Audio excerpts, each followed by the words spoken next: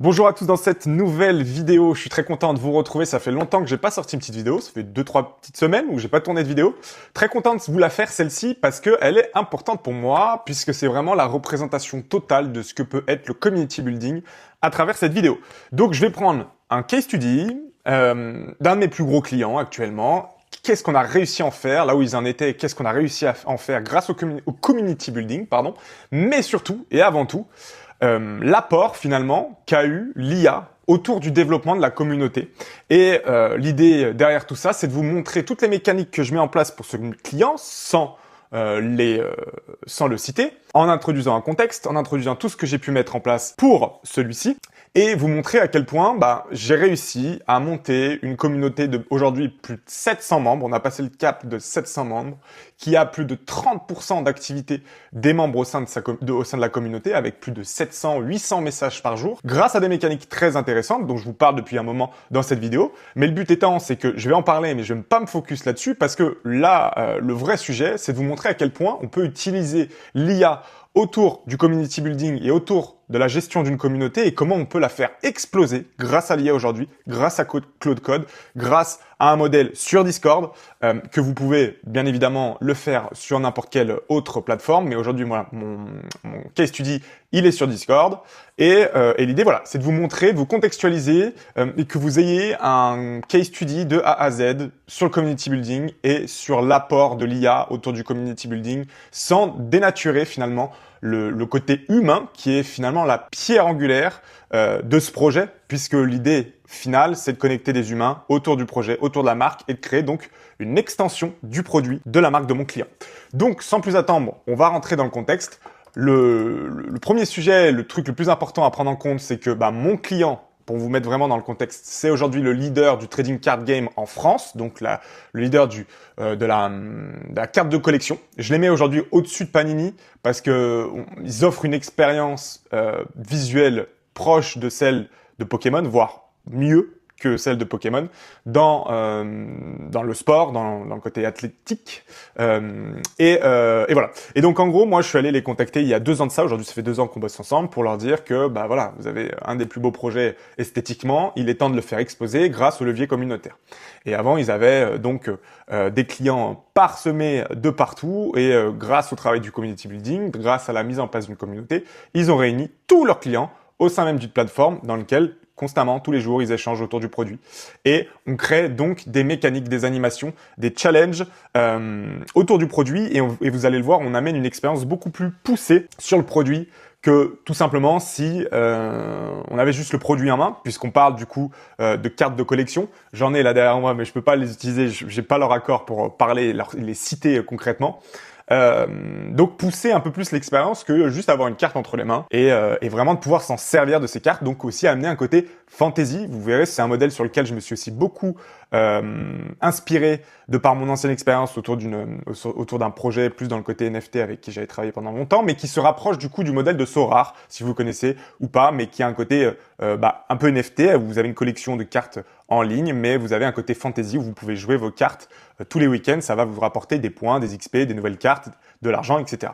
On va utiliser un peu la même mécanique, mais en liant du coup l'aspect physique et l'aspect digital grâce à la communauté et grâce à Discord et tous les différents leviers qu'on a pu mettre en place grâce à l'IA aussi.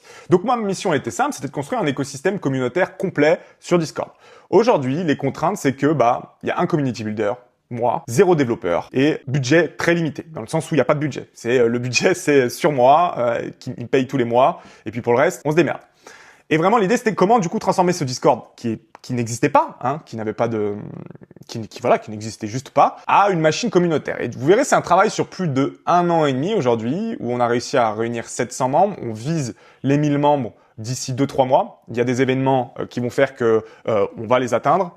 On a une marque qui est comme ça, qui fait que ça nous aide beaucoup à mettre en place certaines choses et à confirmer des formats, ce genre de choses. Moi, mon but à travers cette vidéo aussi, c'est de vous faire un case study, mais aussi de vous montrer à quel point, comment j'ai intégré l'IA dans mes processus pour automatiser, mais au-delà d'automatiser, pour amener une expérience supplémentaire et faire vivre les cartes aussi d'une certaine façon à travers la communauté. Parce que de base, on part donc d'un constat qui est une communauté Discord dans laquelle on crée des canaux, sur des sujets spécifiques et les membres discutent sur ces sujets spécifiques. Ça s'arrête là, point. Au début, on s'en servait pour ça, c'est le début et le commencement de l'aventure. Et puis après, vous allez voir, on a mis en place plusieurs choses au fil des mois, au fil des années, même aujourd'hui.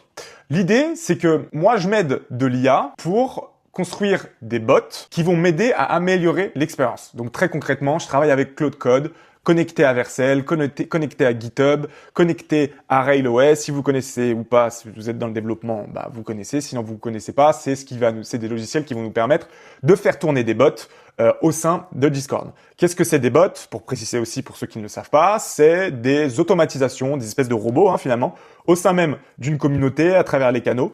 Et finalement, ces bots, ils vont nous servir à améliorer l'expérience. Et j'en ai créé 5 qui, moi, vont me permettre d'automatiser certaines tâches autour du produit pour amener une expérience supplémentaire et me permettre aussi d'amener de l'expérience supplémentaire à travers d'autres types de fonctionnalités qu'on n'aurait pas pu développer si on n'avait pas automatisé via des bots ou créé des logiciels qui vont nous permettre de créer des animations grâce aux robots et grâce à ce genre de choses.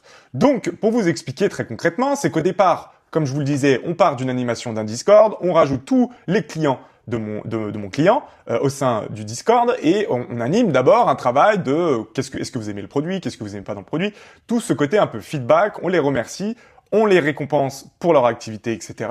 On met en place, comme j'en parle beaucoup, des programmes type Battle Pass, ce genre de choses où on récompense, plus ils sont actifs, plus ils donnent de la valeur par rapport au produit et plus ils passent du temps finalement autour du produit, à discuter du produit et ce genre de choses. Mais là où on va aller beaucoup plus loin, c'est que grâce à l'IA, on va créer des automatisations, des robots, comme je le disais, qui vont avoir certaines fonctionnalités. J'en ai créé 5 qui aujourd'hui me permettent d'amener une expérience beaucoup plus grande autour du produit. Et vous allez comprendre pourquoi. Le bot d'XP. Donc le bot d'XP, c'est le plus important. C'est celui qui prend énormément de place au sein de la communauté. Il est relié à la partie Battle Pass. Le Battle Pass, c'est ce que je vous explique depuis beaucoup de temps dans mes vidéos. Ce que je viens de vous dire, c'est toute la partie animation. On crée un système d'animation où vous avez plusieurs quêtes à remplir autour du projet et plus vous remplissez de quêtes par semaine, plus vous gagnez des points, plus vous augmentez votre niveau et plus vous débloquez des paliers de récompense. C'est comme dans un jeu vidéo, tout simplement. Et finalement, c'est ce qui va permettre, sur une longue période, on travaille sur 3 mois en général sur ce genre de Battle Pass, ce qui va nous permettre de garder finalement l'activité constante sur la communauté et nous permettre aussi de créer des activations autour de ce Battle Pass pour des promotions, pour de la communication, pour des sorties, ce genre de choses qui va nous permettre de augmenter littéralement notre taux de conversion aussi. Et ça, c'est un fait très important, c'est que grâce à ce système-là, en fait, vous verrez, je vais vous l'expliquer très rapidement, c'est que mon client, quand on a commencé à mettre en place la partie communautaire, on s'en servait, ça nous amenait de la rétention, ça faisait travailler la clientèle au fil des jours, au fil des semaines. Mais en fait, en mettant en place ce Battle Pass, en mettant des animations, en rentrant dans leur tête, finalement en appliquant des routines qui sont très importantes pour eux, pour leurs produits, pour avoir des exclusivités, pour débloquer d'autres produits, et ben finalement, on en arrive à ce qu'en bout d'un an, aujourd'hui, en fait, ils sortent des collections. Donc, au début, on mettait 4-5 semaines avant l'entièreté de la collection.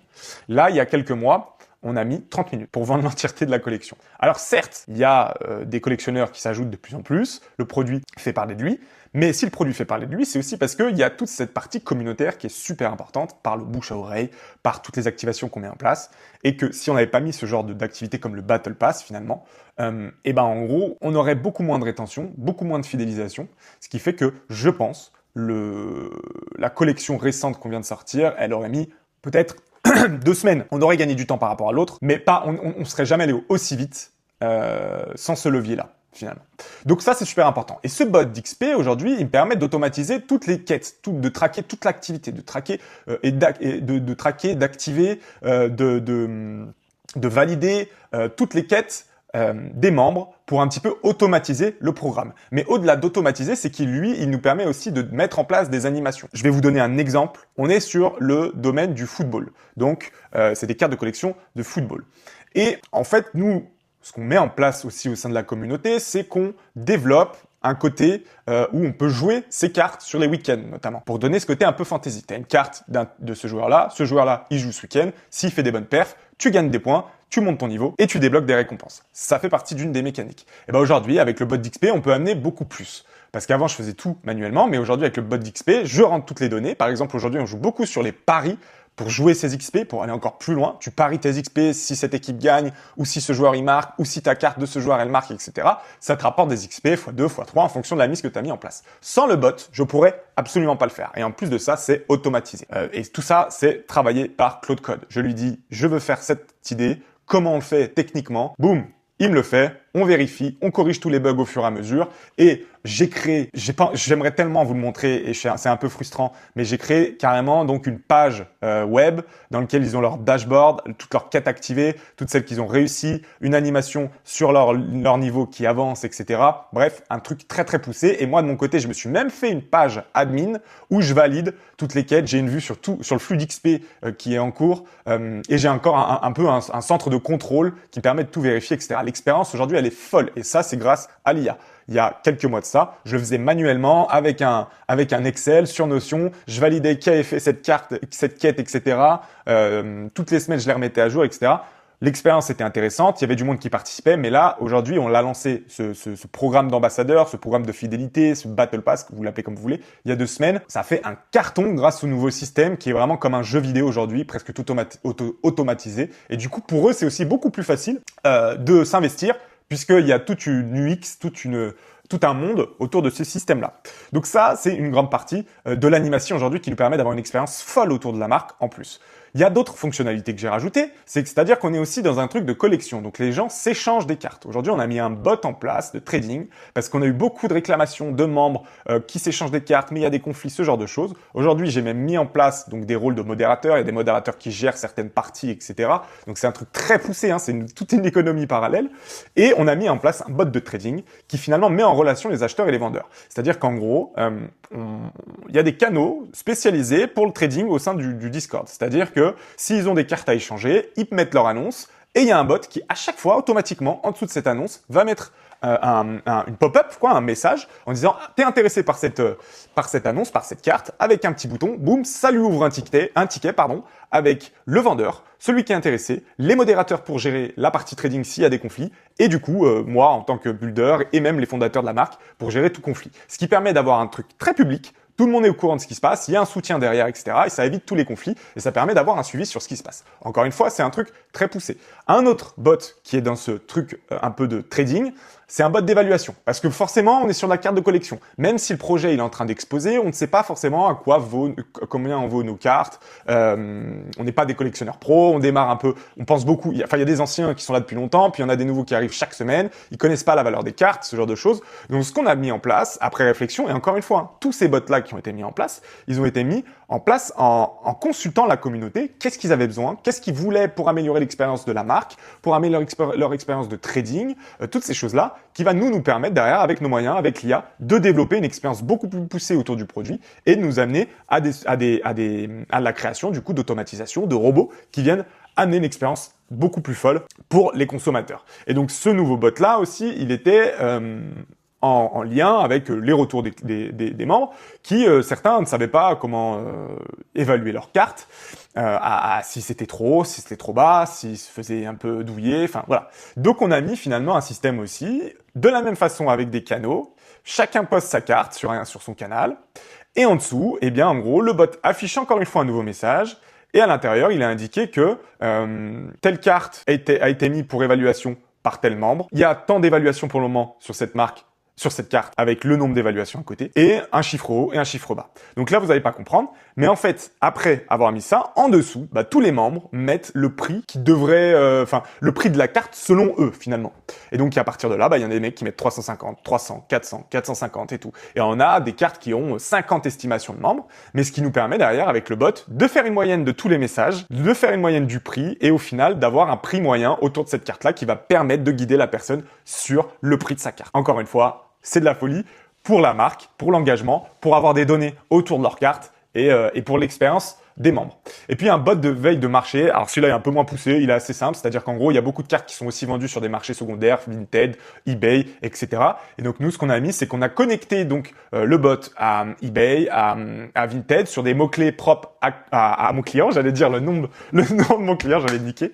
Et en gros, il récupère donc toutes les annonces qui sont publiées et il les poste directement sur Discord sans que les gens ils aient besoin d'aller sur toutes les plateformes. Et à ce moment-là, ça va leur permettre d'avoir directement les infos et de pouvoir les acheter en un clic avec un bouton en dessous qui met vous êtes intéressé par cette carte, vous cliquez, ça vous amène sur eBay et vous n'avez plus qu'à faire votre enchère. Encore une fois, ça, c'est grâce à l'IA qu'on peut en fait amener facilement, rapidement, de façon flexible, des expériences supplémentaires autour d'une marque, autour de son produit et ajouter du coup de la valeur autour du produit, de l'expérience, prolonger l'expérience de la marque au-delà juste de avoir une carte, la collectionner et puis la regarder dans ton salon.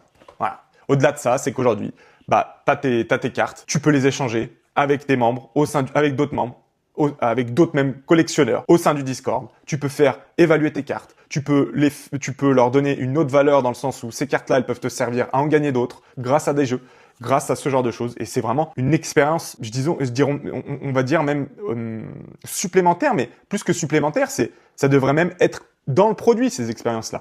Parce qu'en fait, mon client, j'ai coupé, mais j'ai dit le nom de mon client. C'est très dur de tenir.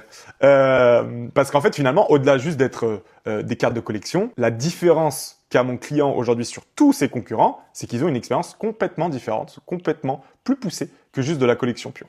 Voilà, donc ça, c'est ce qu'on a réussi concrètement à créer avec l'IA en très peu de temps, sans avoir de développeur, juste moi, de maîtriser le code, corriger les bugs, avoir les retours des membres, etc. pour améliorer les systèmes et après les automatiser. Aujourd'hui, j'arrive à un système d'automatisation de la communauté, de tous mes bots, de tout le Battle Pass, de toutes les animations à la hauteur de 80%. Avant, je passais 3-4 heures à tout valider. Aujourd'hui, grâce à l'IA, en plus d'apporter une expérience supplémentaire, je passe 2 heures à tout valider. Un peu moins, parce que concrètement, il y a presque 200-300 membres actifs sur chacune des animations.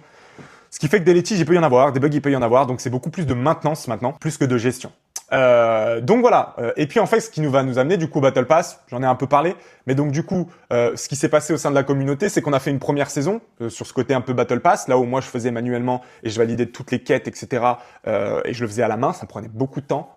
J'ai pris les retours des membres, ce qu'ils voulaient, ce qu'il fallait améliorer, qu'est-ce qu'on pouvait ajouter finalement, ce qu'ils n'aimaient pas, etc. Je l'ai adapté grâce à leur retour et j'ai ajouté une couche d'IA aujourd'hui qui nous permet d'avoir une saison 2 folle et leur proposer une expérience complètement folle par rapport à la première. Et j'aurais dû prendre en screen tous les retours que j'ai eu, mais j'ai plus de 50 membres qui m'ont dit c'est exceptionnel, c'est fou, le travail qui est fait, etc. Moi, je suis trop content, effectivement. Mais sans l'IA, sans Claude, je n'aurais jamais pu le faire, j'aurais jamais pu pousser ces choses-là. Donc voilà, tac. Voilà, il y a aussi des trucs qui sont... ça, c'est hors... je bois un petit coup. Ça, c'est hors bot, automatisation, IA... mais c'est quelque chose qui est aussi intéressant à prendre en compte si vous montez des communautés, c'est les votes communautaires, c'est-à-dire qu'en fait, on en arrive à un point dans cette communauté où on a commencé à recruter des modos qui travaillent avec nous maintenant plus d'1 an pour gérer aussi la communauté qui active H24. Donc moi, je peux pas être H24 sur mon téléphone. Déjà, mon téléphone, il chauffe avec tous les messages. Ce qu'on a fait et ce qu'on a encore plus poussé, c'est que finalement, on a intégré aussi des votes communautaires pour élire et recruter en interne des nouveaux membres. Ce qui permet aujourd'hui d'amener des responsabilités aux clients pour les gérer, enfin pour voter pour qui on les gère. J'ai aussi créé des rôles où ils ont beaucoup plus d'exclusivité. Mais ça, je vous en ai beaucoup parlé. Mais de toute façon, tout ce que je vous ai évoqué au sein de mes autres vidéos, vous pouvez aller les voir, je les ai appliqués sur cette communauté. Et ce qui fait qu'aujourd'hui, on a explosé, que mon client explose, qui fait des sold out en 30 minutes, toutes ces choses-là. Hein. C'est grâce à toutes ces techniques. Voilà. Et donc voilà, on a mis nos Battle Pass et qui fait qu'au final, voilà, je vous en parlais, mais aujourd'hui, on a une expérience assez folle. Donc, on est sur un marché francophone. On est en train d'avoir une expansion folle sur la partie internationale. Et en fait, ce qui est fou aussi avec notre système, c'est que on a travaillé pendant 1 an et demi la rétention, l'engagement, la partie communautaire francophone, et aujourd'hui, on l'applique sur la partie internationale. Et donc, on prend comme le même déroulé finalement de l'évolution de la communauté, on l'applique à l'international. On a créé sur le même Discord 2 espaces différents, internationaux, francophones. Les francophones, ça fait 1 an et demi qu'on les développe. Aujourd'hui, ils sont presque autonomes. Et la partie anglophone, on prend exactement le même schéma qu'on a mis pour la partie francophone. Et pour les internationaux, on l'applique avec chaque étape, une par une, sans griller les étapes, pour faire en sorte d'amener cette même rétention, ce même engagement, et avoir finalement 2 communautés distinctes, qui sont aussi fortes l'une que l'autre sur la même plateforme en plus, pour après peut-être amener une stratégie où on regrouperait tout le monde. Mais ça, c'est encore un levier que j'ai pas encore testé, des communautés qui sont internationales, pour laquelle du coup, de base, on part sur une communauté française et l'international prend dessus parce que c'est ce qui va se passer avec mon client, et qui du coup va nous amener à une internationalisation de la communauté, et le socle francophone va devoir s'imbriquer dans la partie internationale, sachant que le socle francophone est là depuis le début, ils le savent, ils le disent tous les jours, qui fait que ça va être compliqué cette transition, ça sera l'objet d'une vidéo, mais il va falloir gérer un peu ce problème de riche qui finalement fait que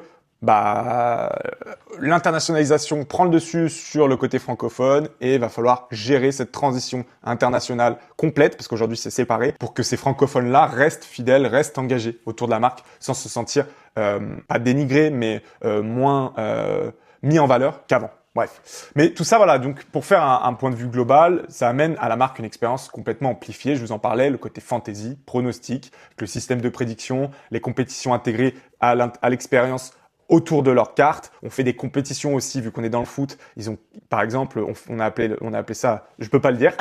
Putain, c'est bridant. Des compétitions, ils doivent aligner un 5 majeur, comme dans le foot, le 5 finalement. Et après, les membres votent pour les meilleures équipes, avec plusieurs critères, ce genre de choses qui amènent à des récompenses, à des matchs, à des confrontations de très grosses collections entre membres. Et c'est génial. Et les collectionneurs adorent, parce que ça fait vraiment vivre leur collection. Aussi, ça nous permet derrière, dans l'expérience, de gamifier totalement le teasing, parce qu'à chaque fois, sur chaque nouvelle collection, il y a des nouveaux joueurs qui sont signés, il y a des nouvelles collections, il y a des nouveaux designs, il y a des nouvelles exclusivités, à savoir qu'il y a aussi des raretés, il y a des cartes qui sont uniques, il y a des cartes qui sont sur 5, sur 10, sur 20, ce qui va amener en fait toute une partie de teasing, et c'est ce qu'on a fait sur le dernier lancement, une partie de teasing pendant 1 mois où on tease toutes les nouvelles collections, tous les nouveaux joueurs, tous les nouveaux visuels, tous ces trucs-là, toutes les nouveautés qu'on apporte dans la collection, et qu'on gamifie à l'intérieur, c'est-à-dire que, par exemple, comme je mettais image pixelisée, c'est-à-dire que on a des nouvelles collections, on met l'image, on la pixelise, à eux de deviner, ceux qui gagnent, ils gagnent des points pour le Battle Pass, ça leur amène des points, et en même temps ça gamifie le teasing, et donc du coup ça rentre dans la tête et ça crée du marketing, quoi, de la communication. Pendant 1 mois, ils ont que du nouveau contenu, que de l'exclusivité, ce qui fait que le jour J, ils sont prêts. Et c'est comme ça qu'on a mis le sold out en 30 minutes notamment. Voilà quoi, on fait des challenges créatifs, etc. Et puis il y a l'expansion internationale. Donc voilà, et au final, le Discord, qui de base était juste un chat, est aujourd'hui un vrai terrain de jeu complet pour les collectionneurs avec leurs cartes de mon client. Voilà, donc après je vous ai parlé du dashboard web, la page Battle Pass, qui est aujourd'hui une interface qui est poussée sur Vercel, mais qui amène une expérience sur le Battle Pass folle, qui traque de façon personnalisée sur chacun des membres, qui voit sa progression, son niveau, ses XP, son classement par rapport aux autres, les quêtes qu'il a réalisées. Dès qu'elle a réalisé, c'est automatiquement envoyé au bot qui coche pour chaque membre, sachant qu'il y a 300-400 membres actifs, ce qui est assez fou. Et même moi, je suis un peu choqué de ce qui arrive là. C'est-à-dire que je pensais pas que j'étais capable de faire ce genre de choses. Ça amène une des possibilités pour le community building, pour la création de communauté, pour l'expérience marque autour de leurs clients, pour pousser le produit, complètement folle. Mais complètement folle. Voilà. Donc moi, ça me choque parce que je suis pas du tout développeur. J'ai appris à travailler avec Claude au fur et à mesure, au fur des jours, au fur des mois, à apprendre du coup tous les logiciels qui sont en plus, donc Vercel, GitHub, pour pousser finalement toutes ces automatisations, toutes ces choses-là, mais qui aujourd'hui me permettent de créer des expériences. Genre, je parlais notamment des bots, c'est 5 bots, d'ailleurs il y en a 5, je sais pas pourquoi là il y en a 4, bref, même pour le bot XP, c'est 1000 lignes de code. C'est des choses qui nous auraient pris 2-3 mois à développer, que je développe en l'espace d'1 semaine concrètement. Et puis après, il y a une phase d'1 semaine en plus pour les retours, mais le lancement, je le fais en 1 semaine, même pas. Donc c'est assez fou, voilà, c'est assez fou de pouvoir faire des choses comme ça, et c'est pour ça que il faut savoir se servir de l'IA, mais si vous créez du coup une communauté en ligne qui de base est juste du chat, et que vous ajoutez de l'IA pour créer une expérience autour de votre marque beaucoup plus poussée, vous allez pouvoir faire des choses complètement folle, comme je vous ai montré dans ce case study. Et aujourd'hui, le résultat, c'est que c'est pas 550 membres, c'est plus de 700 membres depuis quelques jours, active et en croissance totale, avec plus de 30% de taux d'activité quotidien, qui est franchement une très bonne donnée en termes d'animation de communauté. Quand on sait que je vois des communautés, j'ai géré des communautés où il y avait plus 15%, ce genre de choses. 30%, ça revient à, voilà, comme je le disais, 300, 400 membres, 300 membres à peu près. Des bots actifs 24 heures sur 24. Tu rajoutes une couche avec des modos pour chacune des spécialités, donc du trading, comme on en parlait, des modos purs et des modos qui sont là pour accueillir les nouveaux membres, pour faire comprendre le système, etc. Et vous avez un système fou qui met du temps à être mis en place, bien évidemment, de construire une équipe, etc. Mais pour l'expérience de la marque, c'est fou. Et pour vous, en tant que community builder, ça va vous demander du temps, mais derrière, c'est une machine à rétention que vous avez créée pour votre client que vous pouvez facturer très cher, sans que ça vous prenne trop de temps, parce que tout le travail derrière, il a été fait avec l'IA, avec les modos, et vous avez plus que de la gestion stratégique pour voilà, c'est encore beaucoup de taf, attention, mais c'est passionnant. Mais par contre, le plus gros est fait. Et donc, vous aurez du travail surtout autour de la gestion, sur le côté humain, parce que du coup, vous allez gérer aussi une équipe de modos qui ne sont pas payés, qui sont volontaires, qui aiment la marque. Donc, attention, c'est des trucs à prendre en compte très importants. Et la partie un peu maintenance technique avec Claude Code, soutenu par Claude Code, pour vous permettre de faire tourner toute cette expérience-là. Mais concrètement, voilà, ce que je disais, c'est que ce que j'ai livré là en 6 mois, même un peu moins, honnêtement, pour créer tous ces bots-là, ces bots-là, je les ai construits depuis 3-4 mois. 3-4 mois que ça tourne et que c'est construit. Petit à petit, j'en ai ajouté, etc. pour améliorer l'expérience. Aujourd'hui, on arrive à quelque chose de très concret, sans trop qu'il y ait besoin d'ajouter d'autres choses, que j'ai livré du coup en 3-4 mois plus tôt et qui aujourd'hui demanderait, je pense, une bonne équipe de 5 personnes à temps plein au sein de l'entreprise pour gérer. Mais aujourd'hui, c'est fait en solo, avec l'IA, avec la tête et la stratégie, et aussi le bénévolat de certains membres pour la partie modération et animation sur les heures un peu plus fortes, notamment en soirée, début de soirée, le week-end, ce genre de choses qui font qu'on peut pas être tout le temps présent. Mais voilà, tout ce travail, c'était important pour moi de vous le présenter pour vous montrer à quel point, si vous ajoutez l'IA au community building, vous pouvez avoir une architecture malade mentale pour l'expérience produit des clients de vos clients finalement, des marques avec qui vous travaillez. Et ce modèle-là s'applique avec beaucoup de secteurs. Il faut faire preuve un petit peu de stratégie, d'imagination, de comment ce produit-là que vous avez, vous pouvez créer tout un écosystème autour pour le faire encore plus vivre et prolonger l'expérience sur l'aspect digital en regroupant tout le monde, donc tous les clients, et rajouter du coup une couche derrière d'IA, d'automatisation, de robots, pour amener une expérience encore plus folle, automatisée, qui vous prend pas beaucoup de temps, mais qui permet techniquement de faire des choses très poussées sans que vous soyez développeur et sans que ça vous prenne 6 ans, 6 mois, 1 an, peu importe, que ça vous prenne très peu de temps et que toute cette partie un peu stratégique sur laquelle vous avez réfléchi, vous pouvez la mettre très vite en place grâce à l'IA. Donc, servez-vous de l'IA dans la gestion, dans l'amélioration, dans la partie technique, développement de votre communauté. Voilà, j'espère que ce case study vous aura plu. Je vous laisse mettre des petits commentaires si vous avez des questions, si vous voulez qu'on évoque certains sujets, je vous répondrai avec grand plaisir. Je vois qu'on a passé la barre des 500 membres, c'est très cool. La semaine prochaine, je reviens avec un nouveau type de format, beaucoup plus inside. Je suis très content, j'espère que je vais m'y tenir. D'ailleurs, il faut que je tourne la suite de la vidéo là juste après. Voilà, je vous tease un peu, mais ça va être un format un peu plus inside entrepreneurial. Vous allez me suivre un peu au quotidien, parce que j'aime faire ce genre de vidéo un peu technique, mais c'est peut-être pas la plus cool à suivre pour vous. Et pour moi, c'est peut-être plus fun aussi, parce que de l'autre côté, ça me fera un peu un tableau de bord, un peu un suivi de ma partie entrepreneuriale, et que vous voyez vraiment en détail ce qui se passe derrière. Un community builder et une agence de community building. Merci à tous, je compte sur vous pour vous abonner, pour mettre un petit like et surtout mettez les commentaires si vous voulez qu'on en discute, c'est avec grand plaisir, je répondrai très vite. Passez une bonne journée, à très vite, bye.